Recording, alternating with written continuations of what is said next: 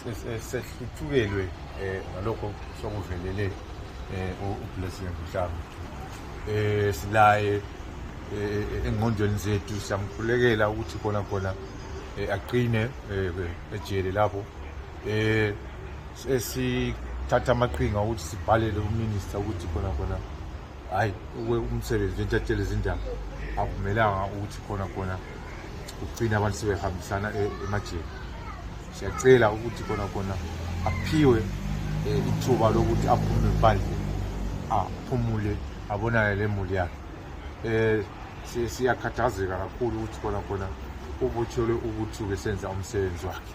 Sinethemba lokuthi nxa esebuya ecourt ngoLwesihlanu uzalithola ithuba lokuthi khona aphume abone imuli yakhe aqhubeke ngomsebenzi wakhe. Ukubotshwa kwaMhlanga kwenza ukuthi khona intatheli izindaba zesabe ukwenza umsebenzi wakhe. Ungakangela ukuthi kube lenye i-press conference ebizwe ngama-veteran balutshwana abahambileyo ukuthi bekhava i-press conference yalo kutshengisela ukwesaba okukhulu.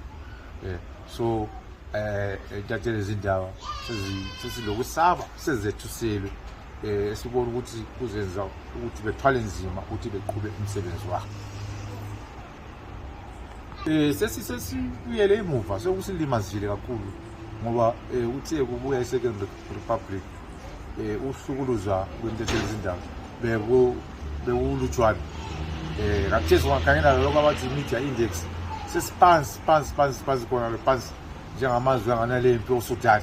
So sokusibisele emuva which is a problem. Sokusibisele emuva kakhulu.